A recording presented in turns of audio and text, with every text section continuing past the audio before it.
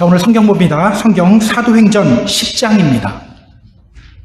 사도행전 10장 24절부터 48절까지 말씀입니다. 사도행전 10장 24절부터 48절까지 말씀. 자, 사도행전 10장 24절부터 48절까지 말씀인데요.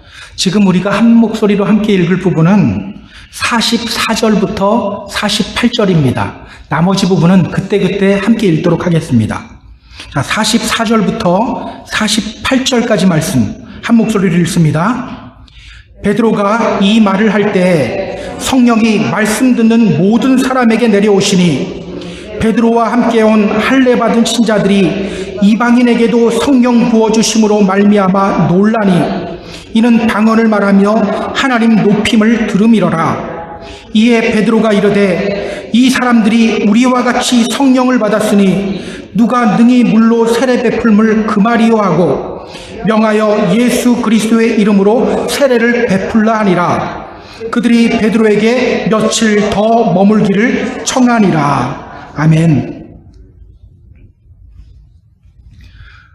승천하시기 전 주님이 제자들에게 말씀하셨어요. 예루살렘 떠나지 말아라. 아버지께서 약속하신 것을 기다려라.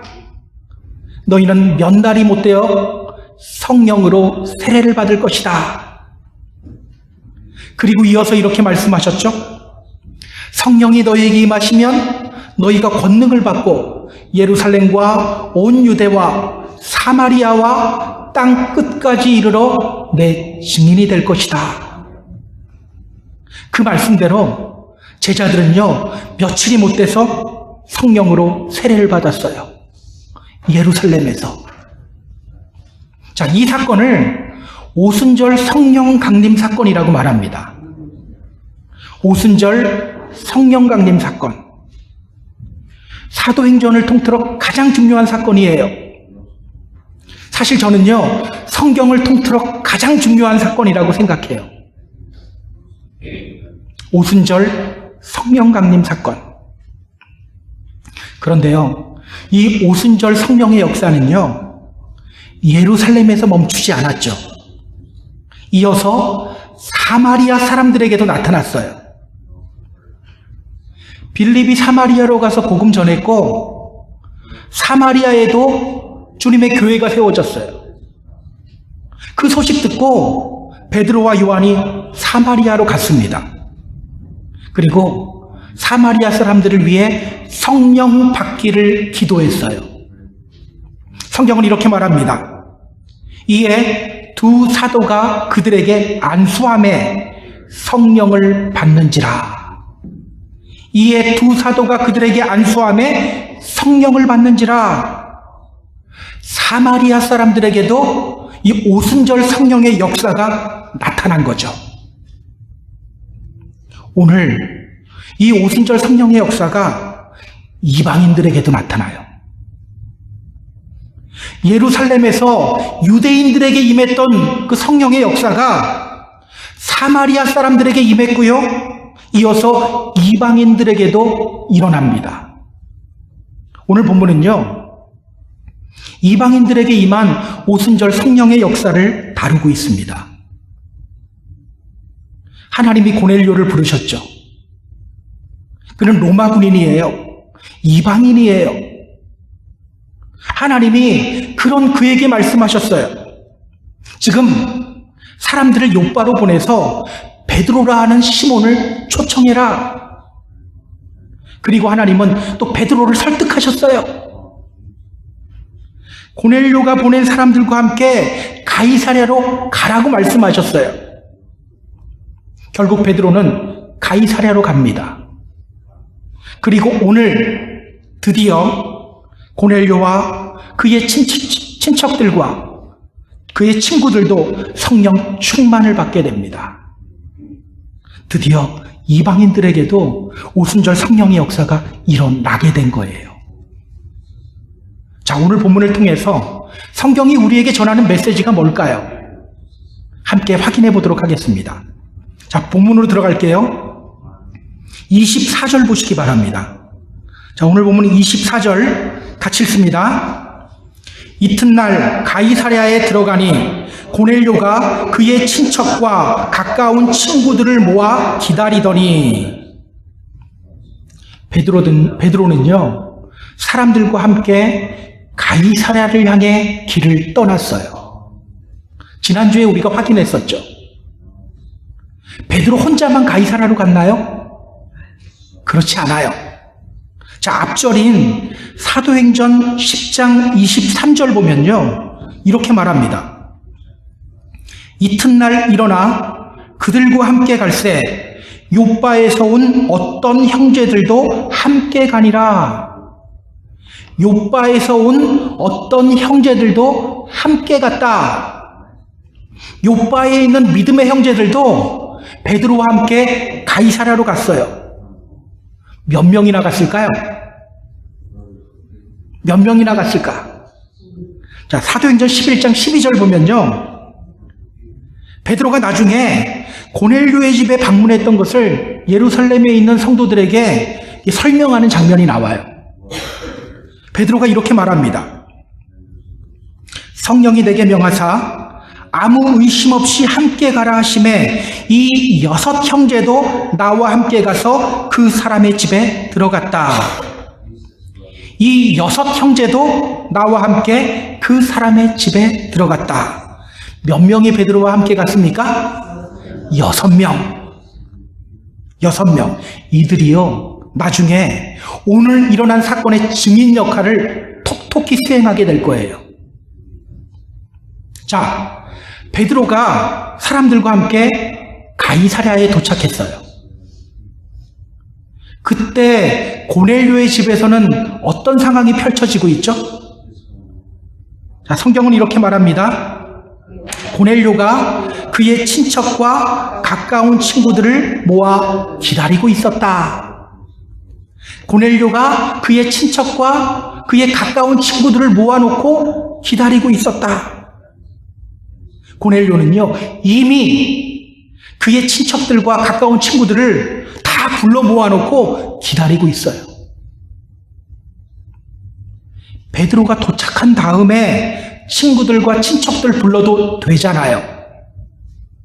그런데 그는 이미 자신의 친척들과 친구들 다 불러 모아놓고 기다리고 있어요. 제가 기다리던 낚시를 가려고 하면요 그 전날 다 채비해놓고 기다리고 있거든요. 그것과 비슷해요. 여러분, 지금 고넬료의 마음이 어떤 상태인 것 같으세요? 자, 기다리다 이 단어를 주목해야 돼요. 프로스도카오라는 단어예요. 프로드소카오라는 단어인데요. 문자 그대로 해석하면 어딘가를 계속 주시하는 것. 이게 바로 기다리다라는 뜻이에요.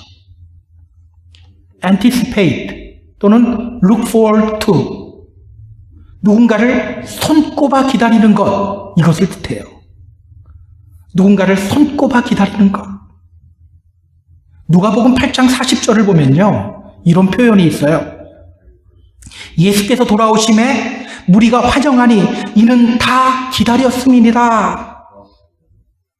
예수님이 갈릴리를 떠나서 거라사인의 지방에 갔다가 다시 갈릴리로 돌아왔을 때 사람들은요 예수님을 열렬히 환영했어요. 그 이유가 무엇이냐? 이는 다 기다렸음이로라. 그들이 예수님을 애타게 기다렸기 때문이래요. 왜? 회당장 야이로의 딸이 죽었거든요.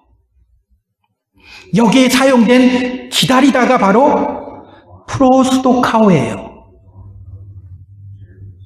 그러니까 고넬료는요 베드로가 오기를 정말 손꼽아 기다리고 있었던 거예요. 얼마 전에 아이 여자친구가 저희 집에 놀러 온 적이 있어요. 우리 아이 방 청소 되게 안 하거든요.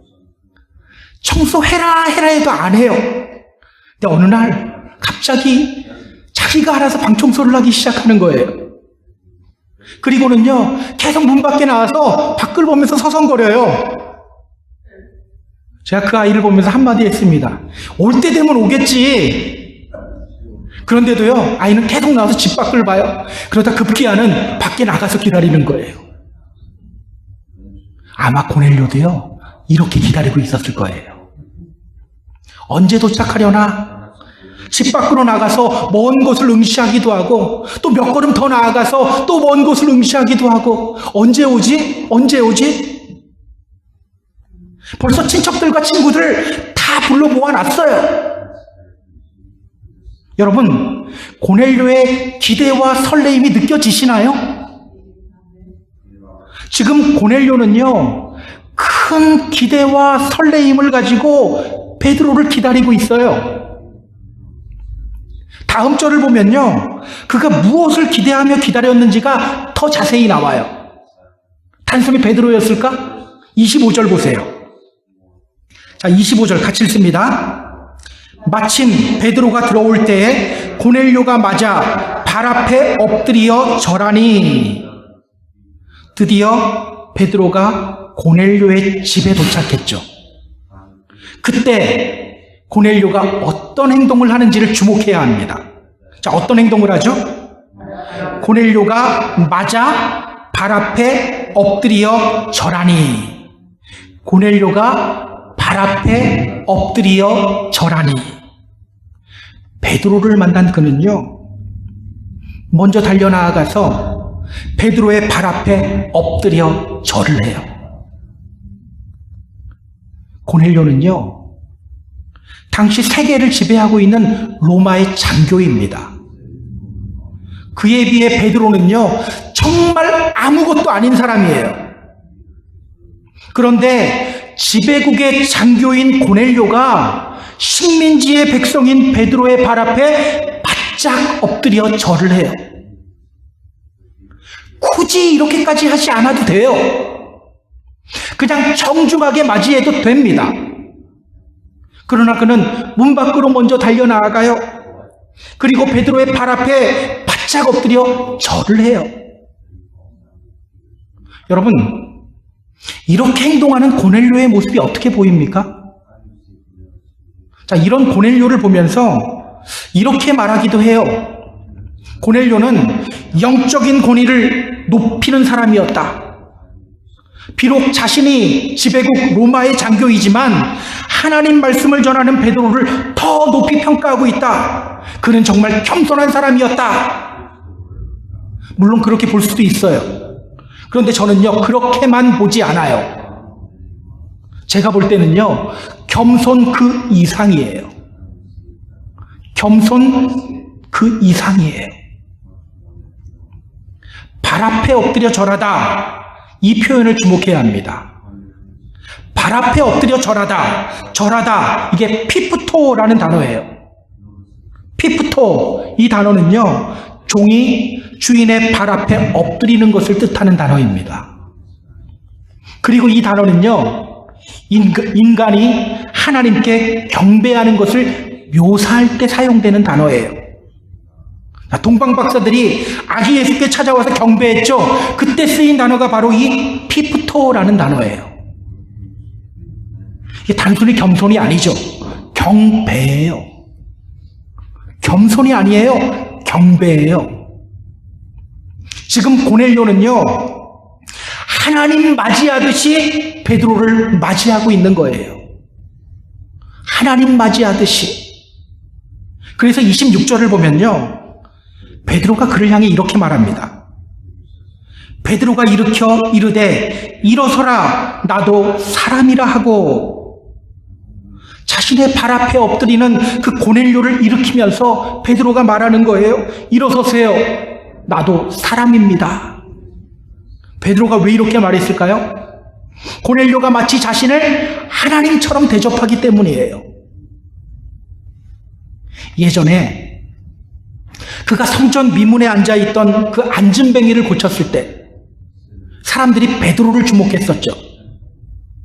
그때 그가 사람들에게 뭐라고 말했었죠? 나도 사람이라 이러지 않았죠. 이스라엘 사람들이요, 왜 이 일을 놀랍게 여기십니까? 우리 개인의 권능과 경건으로 이 사람을 걷게 한 것처럼 왜 우리를 주목하십니까? 이렇게 말했어요. 그런데 이번에는 그렇게 말하지 않아요. 나도 사람입니다. 나도 사람입니다. 고넬료가 마치 자신을 하나님처럼 대접하고 있기 때문에 이렇게 말한 거예요. 여러분, 이런 고넬료의 모습이 어떻게 보입니까? 이 장면을 묵상하는데요, 이런 생각이 들어요. 고넬료는 정말 하나님을 간절히 원하는 사람이었구나. 정말 하나님을 온 마음으로 사랑하는 사람이었구나. 정말 하나님을 높이는 사람이었구나. 여러분, 이 장면을 보면서 이렇게 생각하면 안 돼요. 고넬료가 하나님 대신 사람 섬기려고 하는구나. 로마 황제 신상 앞에서 절하던 그 습관을 아직 벗어버리질 못하고 있구나. 단순히 이렇게 보면 안 돼요. 예전에 직장 생활을 하는 어떤 분으로부터 이런 말을 들은 적이 있어요. 자기가 정말 싫어하는 직장 상사가 있대요. 그 직장 상사가 너무너무 밉대요. 그런데 그분이 저에게 이런 말을 해요. 이상해요. 내가 싫은 건 그 직장 상사인데 그 직장 상사의 가족들까지 왜 미워지죠? 이래서는 안 되는 줄 아는데 이상하게 그 직장 상사의 아이들까지 미워져요. 여러분, 이분이 이상한 사람인가요? 사실 이런 현상은요, 우리 인간들에게 나타나는 아주 자연스러운 현상이에요. 그래서 우리 속담에 이런 말이 있잖아요. 마누라가 이쁘면 처갓집 말뚝 보고도 절한다. 부인이 예쁜데 처갓집 말뚝도 좋은 거예요. 영어에도 비슷한 표현이 있더라고요. Love me, love my dog. 예, 어떤 사람을 사랑하면요, 그 사람의 가족들까지 사랑스럽게 보이고요, 심지어는 그 사람이 키우는 개까지도 사랑스럽게 보이는 거예요. 그래서 여러분, 믿음의 공동체 안에 있는 어떤 사람이 자꾸 미워지면요, 심각하게 자기 자신 돌아봐야 돼요. 내가 정말 하나님 사랑하고 있는가? 내가 정말 하나님 사랑하고 있는가? 하나님을 정말로 사랑하면요, 하나님의 사람도 예뻐 보이게 돼요. 그렇다면 여러분, 고넬료가 베드로의 발 앞에 엎드렸다는 것, 이것은 무엇을 의미합니까? 고넬료는 정말로 하나님을 높이는 사람이었다는 거예요. 정말 하나님을 사랑하는 사람이었다는 거예요. 바로 이것을 뜻해요. 하나님을 정말 사랑하기 때문에 그는 하나님의 사람이요, 하나님의 말씀 전하기 위해서 오는 베드로에게 이렇게 행동할 수밖에 없었던 거예요. 자, 그가 얼마나 하나님을 사모했는지는 이제 그 다음 부분에 더 자세하게 나와요. 자, 먼저 27절, 28절, 29절 보겠습니다. 자, 27절부터 29절까지 말씀 함께 읽습니다. 더불어 말하며 들어가 여러 사람이 모인 것을 보고 이르되 유대인으로서 이방인과 교제하며 가까이 하는 것이 율법인 줄은 너희도 알거니와 하나님께서 내게 지시하사 아무도 속되다 하거나 깨끗하지 않다 하지 말라 하시기로 부름을 사양하지 아니하고 왔노라. 묻노니 무슨 일로 나를 불렀느냐. 자, 고넬료를 일으킨 베드로는요, 고넬료의 집 안으로 들어가요. 그런데 이게 웬일입니까? 신기한 현상이 벌어지고 있어요. 이방인들이 하나님 말씀 듣기 위해서 먼저 자리 잡고 앉아 있어요. 이방인들이. 예전에 제가 세미너리 다니던 시절에 제가 있던 곳으로부터 한 2시간 반 정도 떨어진 곳에 성경 공부를 인도하러 다녔던 적이 있어요. 너무 먼 곳이라서 한 2주에 한 번씩 갔어요. 처음에 거기 갔을 때 깜짝 놀랐습니다.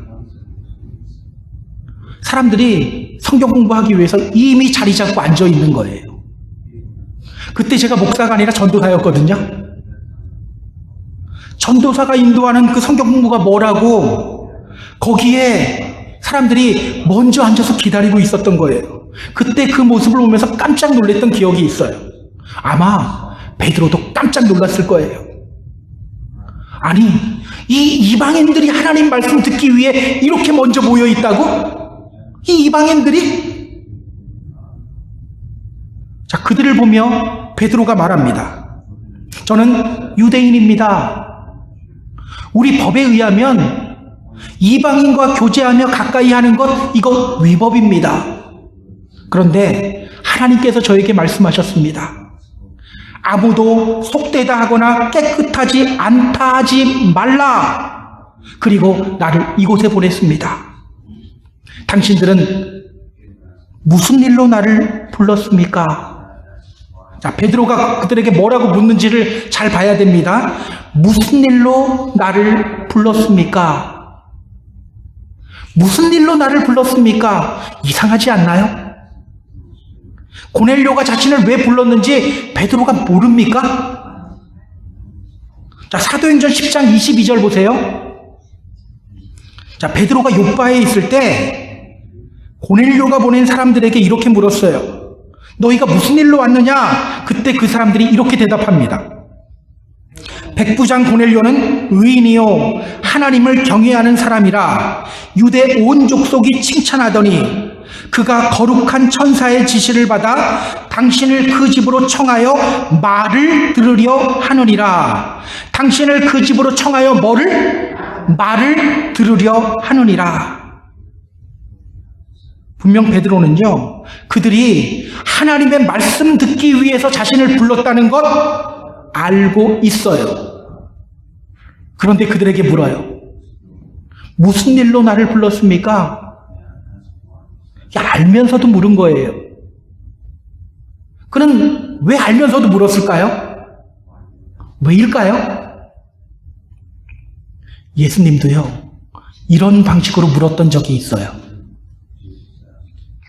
베데스다에서 38년 동안 누워있는 중풍병자를 향해 주님이 이 질문 던지셨어요. 너가 낫고자 하느냐? 너가 낫고자 하느냐? 말도 안 되는 질문 아닌가요? 아니 38년 동안 중풍병으로 누워있어요. 그 사람이 어떻게 병이 낫기를 원하지 않겠습니까? 당연히 낫기를 원하죠. 근데 주님이 물으셔요. 너가 낫기를 원하니? 아니나 다를까 그 중풍병자는요 이렇게 대답해요. 나를 못에 넣어주는 사람이 없어서 사람들이 먼저 들어갑니다. 자기를 못에 넣어주는 사람이 없대요. 여러분, 너가 낫고자 하느냐? 물으면 뭐라고 대답해야 합니까? Yes, I do. 예, 낫기를 원합니다. 이게 정상적인 대답 아닙니까? 그런데 그는요, 자기 상황에 대해서 넋두리만 늘어나요. 목적을 잃어버렸던 거예요. 목적 잃어버리고 앉아 있었던 거예요. 지금 베드로는요, 그들이 정말 하나님의 말씀을 듣고 싶은지 아니면 그냥 베드로의 말을 듣고 싶은지 이거 확인하려고 하는 거예요. 그래서 물은 거예요. 무슨 일로 나를 불렀느냐? 자, 그 물음에 베드로가 대답합니다. 자, 30절, 31절, 32절, 33절까지입니다. 자, 30절서부터 33절까지 말씀 같이 읽습니다. 베드로가 이르되 내가 나흘 전 이맘때까지 내 집에서 제9시 기도를 하는데 갑자기 한 사람이 빛난 옷을 입고 내 앞에 서서 말하되 고넬료야, 하나님이 내 기도를 들으시고 내 구제를 기억하셨으니 사람을 요빠에 보내어 베드로라는 시몬을 청하라. 그가 바닷가 무두장이 시몬의 집에 유숙하느니라 하시기로 내가 곧 당신에게 사람을 보내었는데 오셨으니 잘하였나이다.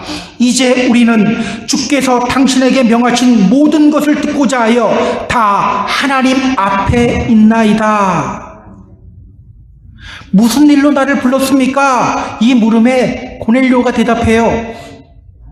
내가 나흘 전 이맘때에 집에서 제 구시에 기도를 하고 있는데 갑자기 빛난 옷을 입은 사람이 내 앞에 서서 말했습니다. 고넬료야, 하나님이 너의 기도와 구제를 기억하셨다. 사람들을 요바로 보내서 베드로라는 시몬을 초청해라. 그가 바닷가 무두장이 시몬의 집에 거하고 있다. 그 말씀 듣고 제가 사람들을 당신에게로 보낸 겁니다. 그리고 이어서 이렇게 말하죠. 이제 우리는 주께서 당신에게 명하신 모든 것을 듣고자 하여 다 하나님 앞에 있나이다. 이제 우리는 주께서 당신에게 명하신 모든 것을 듣고자 하여 다 하나님 앞에 있나이다. 이 말을 주목해야 합니다. 이제 우리는 다 하나님 앞에 있습니다. 그는 자신들이 베드로 앞에 있다고 하지 않아요. 베드로가 전하는 설교 들으려고 거기에 있다고 얘기하지 않아요. 하나님 앞에 있다고 말해요. 하나님 앞에. 그는요, 정말 하나님을 간절히 사모하는 사람이었던 거예요. 그는 정말 하나님을 애타는 마음으로 사랑했던 사람이었던 거예요. 이렇게 하나님을 간절히 사모하는 마음이 있었기 때문에 오늘 이 자리에 오순절 성령의 역사가 임하게 된 거예요. 저는 오늘 우리들에게도요, 고넬료와 같이 하나님을 간절히 사랑하는 마음이 회복되었으면 좋겠어요. 기억하세요. 오늘 우리도 이렇게 간절히 하나님을 사랑해야 합니다. 주님을 생각할 때마다 기대와 설레임이 있어야 돼요. 제가 질문을 하나 던져볼게요. 솔직하게 생각하셔야 됩니다. 오늘 예배 이 자리로 나올 때 여러분의 마음은 어땠습니까? 1번 픽하는 거예요. 1번 오늘은 주일이다. 주일은 예배 드려야 하는 날 아닌가 때문에 이 자리에 나왔다. 2번 주일 예배 빼먹으면 마음이 찜찜하다 때문에 어쩔 수 없이 이 자리에 나왔다. 3번 주님의 은혜를 사모하며 기대감이 가득한 채로 나왔다. 여러분 어떤 마음으로 이 자리에 오셨습니까? 3번? 좋습니다. 여러분이 어떤 마음으로 오셨든 아마 1번으로 오신 분들도 있고 2번으로 오신 분들도 있을 거예요. 그런데 어떤 마음으로 오셨든지 간에 이 시간 하나님을 향한 간절한 마음과 기대감이 샘솟게 되기를 주님의 이름으로 소망합니다. 시편 51편 17절은요 이렇게 말해요. 하나님께서 구하시는 제사는 상한 심령이라. 하나님이여 상하고 통회하는 마음을 주께서 멸시하지 아니하시리라. 이 말씀이 무슨 뜻인가요? 주님께서는요 당신을 향한 간절한 우리의 마음을 더 원하신다는 거예요. 당신을 향한 간절한 우리의 마음, 우리 하나님이 이걸 원하신대요. 또 주님께서 말씀하셨죠. 너희가 악할지라도 좋은 것을 자식에게 줄 줄 알거든. 하물며 너희 하늘 아버지께서 구하는 자에게 성령을 주시지 않겠느냐. 세상에게 구하지 않고 사람에게 구하지 않고 하나님을 원하며 하나님께 구할 때 우리에게 무엇이 부어진다? 성령이 부어진다. 그때 우리는요 성령 충만한 삶을 살아갈 수 있게 되는 거예요. 반드시 명심하시기 바랍니다. 자, 계속해서 성경을 볼게요. 34절, 35절 보세요. 34절, 35절 같이 읽습니다. 베드로가 입을 열어 말하되 내가 참으로 하나님은 사람의 외모를 보지 아니하시고 각 나라 중 하나님을 경외하며 의를 행하는 사람은 다 받으시는 줄 깨달았도다. 자, 고넬료 안에 있는 그 하나님을 향한 불타는 마음을 보면서 베드로가 입을 열어 말해요. 내가 참으로 하나님은 사람의 외모를 보지 아니하시고 각 나라 중 하나님을 경외하며 의를 행하는 사람을 다 받으시는 줄 내가 깨달았다. 하나님은 사람의 외모를 보지 아니하신다. 이 말은요, 하나님은 차별하지 않는 분이라는 뜻이에요. 하나님은 차별하지 않는 분이시다. 지금까지 베드로는요, 하나님이 유대인만 선택하시고 유대인만 사랑하시는 줄 알았어요. 주님께서는 분명히 복음이 땅 끝까지 나아가야 돼 이렇게 말씀하셨는데 그의 편견이 그 말씀을 이해하지 못하게 만들었어요. 그런 그가 이제 입을 열어 이렇게 고백하는 거예요. 우리 하나님은 차별이 없으시다. 각 나라 중 하나님을 경외하며 의를 행하는 사람들 하나님이 다 받으신다. 이제서야 그는 하나님이 하신 말씀, 하나님께서 깨끗하게 하신 것을 너가 더럽다고 속되다고 하지 말아라, 이 말씀의 의미를 깨닫게 된 거예요. 이상하죠? 하나님이 직접 말씀하실 때는요, 베드로도 깨닫지 못했어요. 그런데 누구를 보면서 깨닫게 되었어요? 고넬료. 이방인인 고넬료를 보면서 깨닫게 된 거예요. 베드로 성령 충만한 사람이었잖아요.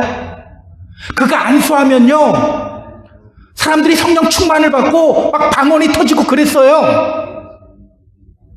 그런데 그런 베드로도 성령님이 직접 말씀하실 때는 깨닫지 못했어요. 아, 이 환상이 무슨 뜻이지? 도대체 이게 무슨 뜻이지? 그런데 누구를 보면서 깨달았다? 고넬료를 보면서 깨달은 거예요. 여러분, 기억하세요. 이것이 바로 인간의 한계예요. 성령 충만하다고 모든 것이 다 훤하고 깨달아지는 게 아니에요. 성령 충만하다고 실수하지 않는 게 아니에요. 오늘 우리는요, 이것을 인정할 수 있어야 돼요. 그래야 우리가 끝까지 긴장하면서 이 믿음 생활을 유지할 수가 있어요. 혹시 오늘 난 다 이루었다, 아니면 영적 우월감 가지고 살아가고 있는 분 있나요? 베드로도 고넬료를 보면서 깨닫게 되었다는 사실을 우리가 기억해야 합니다. 늘 겸손한 마음으로 긴장하면서 성령님의 음성 듣고 또 다른 믿음의 성도들을 통해서 배우는 자세로 믿음 생활을 해야 한다는 사실 여러분 반드시 명심해야 합니다. 자, 이제 베드로가요, 입을 열어서 하나님의 말씀을 전합니다. 자, 36절부터 43절까지 말씀이에요. 36절부터 43절. 길죠? 그래도 읽을 거라는 거 다 알고 계시죠? 같이 읽습니다. 만유의 주 되신 예수 그리스도로 말미암아 화평의 복음을 전하사 이스라엘 자손들에게 보내신 말씀, 곧 요한이 그 세례를 반포한 후에 갈릴리에서 시작하여 온 유대에 두루 전파된 그것을 너희도 알거니와 하나님이 나사렛 예수에게 성령과 능력을 기름 붓듯 하셨음에 그가 두루 다니시며 선한 일을 행하시고 마귀에게 눌린 모든 사람을 고치셨으니 이는 하나님이 함께 하셨습니다. 우리는 유대인의 땅과 예루살렘에서 그가 행하신 모든 일의 증인이라. 그들이 나무에 달아 죽였으나 하나님이 사흘 만에 다시 살리사 나타내시되 모든 백성에게 하신 것이 아니요 오직 미리 택하신 증인 곧 죽은 자 가운데서 부활하신 후 그를 모시고 음식을 먹은 우리에게 하신 것이라. 우리에게 명하사 백성에게 전도하되 하나님이 살아있는 자와 죽은 자의 재판장으로 정하신 자가 곧 이 사람인 것을 증언하게 하셨고 그에 대하여 모든 선지자도 증언하되 그를 믿는 사람들이 다 그의 이름을 힘입어 죄 사함을 받는다 하였느니라. 아멘. 이제 베드로는 고넬료의 집에 있는 사람들을 향해 베드로의 말이 아니라 하나님의 말씀을 전해요. 그의 메시지는요, 다른 게 없어요. 오직 예수 그리스도에 대한 메시지예요. 그는 예수 그리스도의 십자가와 부활에 대해서 전해요. 또 예수님이 산자와 죽은 자의 재판장으로 오실 것, 예수님의 재림에 대해서도 또 전해요. 또 누구든지 예수님을 믿을 때 죄 사함을 받게 된다는 것을 전해요. 전에는 거들떠보지도 않던 이방인들에게 베드로가 지금 입을 열어서 그리스도에 대해서 전하고 있어요. 여러분, 왜 하나님은 베드로를 통해서 고넬료의 집에 말씀을 전하게 하셨을까요? 왜 하나님은 베드로를 통해서 고넬료의 집에 말씀을 전하게 하셨을까? 기억하세요. 하나님의 말씀을 들어야 성령 충만을 경험하게 돼요. 하나님의 말씀을 들어야. 고넬료는요, 하나님을 사랑하고 하나님에 대한 간절한 마음이 있었던 사람이에요. 그러나 그 간절함만 가지고서는 부족했던 거예요. 하나님의 말씀을 들어야 하는 거예요. 때문에 하나님은 베드로를 보내서 고넬료에게 말씀을 전하게 하신 거예요. 여러분, 우리는 간절함만 있으면 된다고 생각하거든요. 아니에요. 간절함만 가지고는 안 돼요. 켈빈은요, 이렇게 말해요. 성령님은 말씀이라는 수레를 타고 오신다.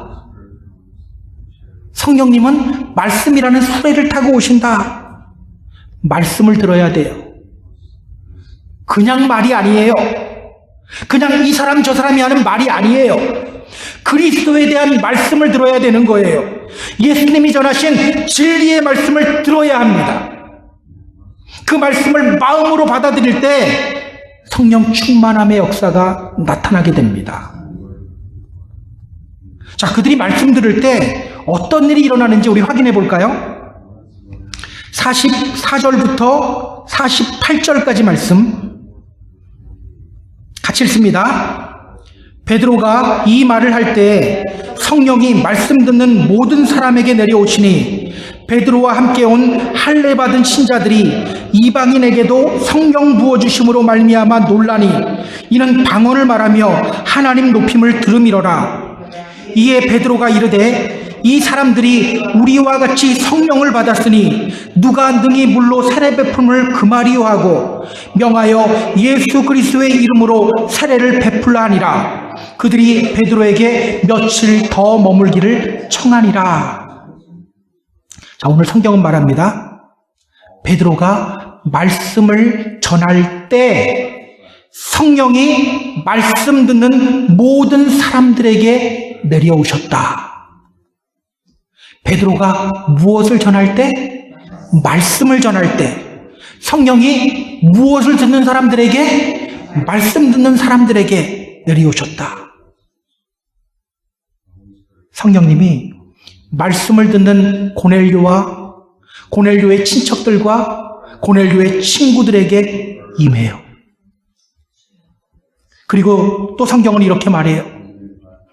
베드로와 함께 온 할례 받은 신자들이 그것을 보고 놀랐다. 그것을 목격한 할례 받은 신자들이 놀라요. 아, 이게 무슨 일이야? 이방인들에게도 성령이 부어졌네? 자, 여기 나오는 할례 받은 신자들 누굴까요? 요바에서부터 베드로와 함께 온 6명의 믿음의 형제들이죠. 그들은 이방인들에게 성령이 부어지는 것을 보면서 깜짝 놀라요. 여기서 깜짝 놀랐다는 것은요, 그냥 단순히 깜짝이야 이게 아니라 생각이 바뀌었다는 뜻이에요. 생각이 바뀌었다. 엑시스테미라는 단어예요. 엑시스테미. 이 말은요, 문자적으로 보면 에크는요 아웃 오브라는 뜻이고요, 이스테미는 서다라는 뜻이에요. 엑시스테미, 자기가 서 있던 자리가 아닌 다른 곳에 서게 되었다는 뜻이에요. 지금껏 그들은요, 하나님이 유대인들만 선택했다고 생각했어요. 그런데 이방인들이 성령 충만함을 경험하는 것을 보고 생각이 완전히 바뀌었다는 뜻이에요. 아, 하나님이 이방인들에게도 성령을 부어주시는구나. 하나님이 이방인도 사랑하시는구나. 여러분, 베드로가 깨닫게 되자 또 누구도 깨닫게 돼요? 같은 사람들도 깨닫게 되는 거예요. 같이 온 사람들도 깨닫게 되는 거예요. 자, 그 이방인들에게 어떤 현상이 나타났습니까? 46절 다시 보세요. 이는 방언을 말하며 하나님 높임을 들음이러라. 이는 방언을 말하며 하나님 높임을 들음이러라. 어떤 사건과 똑같죠? 오순절 성령 강림 사건과 똑같죠?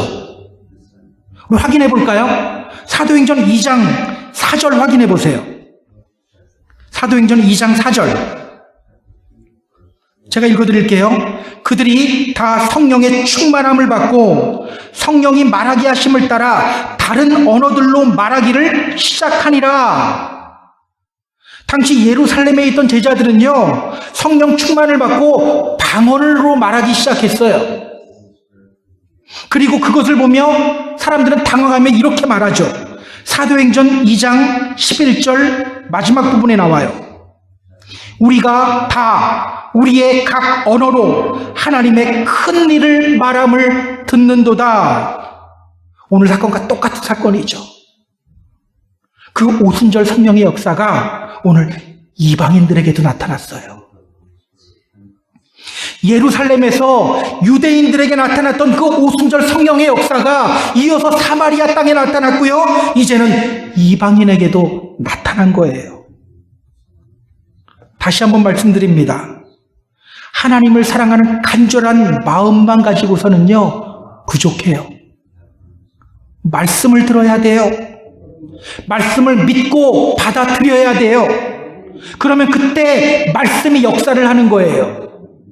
하나님의 말씀은 살아있고 활력이 있어 좌우의 날선 어떤 검보다도 예리하여 혼과 영과 및 관절과 골수를 찔러 쪼개기까지 하며 또 마음의 생각과 뜻을 판단하신다. 하나님의 말씀이요, 우리의 영과 혼과 육신을 분리시켜버려요. 그러면 그때 성령이 강력하게 역사하기 시작해요. 혼에 사로잡혀 살아가는 우리로 하여금 영에 사로잡힌 삶을 살아가게 만들어요. 우리가 왜 자꾸 안 믿어지고 우리가 왜 자꾸 딴 생각이 듭니까? 혼에 사로잡혀 있기 때문이에요. 그런데 하나님의 말씀이 영과 혼을 분리시켜버리면요, 영이 살아나요. 그럼 우리는 내 혼에 사로잡힌 삶을 살아가는 것이 아니라 영에 사로잡힌 삶을 살아가게 되는 거예요. 저는 오늘 이러한 성령의 역사가 우리들에게도 일어나기를 소망합니다. 오늘 우리들에게도 이 오순절 성령의 역사가 일어나야 합니다. 우리 가정에도 일어나야 하고요, 우리 교회 안에도 일어나야 합니다. 여러분, 왜 오늘 우리들에게도 이 오순절 성령의 역사가 일어나야 할까요? 왜 오늘 우리들에게도 47절 다시 보세요. 47절 베드로가 이렇게 말해요. 이 사람들이 우리와 같이 성령을 받았으니 누가 능히 물로 세례 베풀물 그 말이요. 자, 이 말이 무슨 뜻입니까? 이들이 성령을 받았으니 당연히 세례도 받아야 한다는 거예요. 이들이 성령 받았기 때문에 세례를 받아야 한다. 이 말이 무슨 뜻입니까? 결국 성령 충만한 사람이 하나님의 백성이라는 말이에요. 성령 충만한 사람이 하나님의 백성이다. 여러분, 왜 오늘 우리도 성령 충만한 삶을 살아가야 합니까? 성령 충만한 사람이 바로 하나님의 백성이기 때문이에요. 기억하세요. 내가 진짜 그리스도인이냐, 가짜 그리스도인이냐, 그 기준은요, 성령 충만한 삶을 살아가느냐, 그렇지 않느냐, 여기에 달려 있어요. 하나님의 백성은요, 교회 다닌 연수로 결정되어지는 것이 아니에요. 교회 다닌 연수로 결정되었으면요, 저는 이미 하늘나라에 가 있어야 돼요. 저는 아주 어렸을 때부터 믿었으니까 거의 50년 가까이 믿었거든요. 그럼 뭐 이 정도 되면 올라가야 되는 거 아닌가요? 근데 여러분, 연수로 결정되지 않아요. 직분으로 결정되지 않아요. 성령 충만한 삶을 살아가는 그 사람이 바로 하나님의 백성이에요. 기억하시기 바랍니다. 자, 이제 말씀을 정리할게요.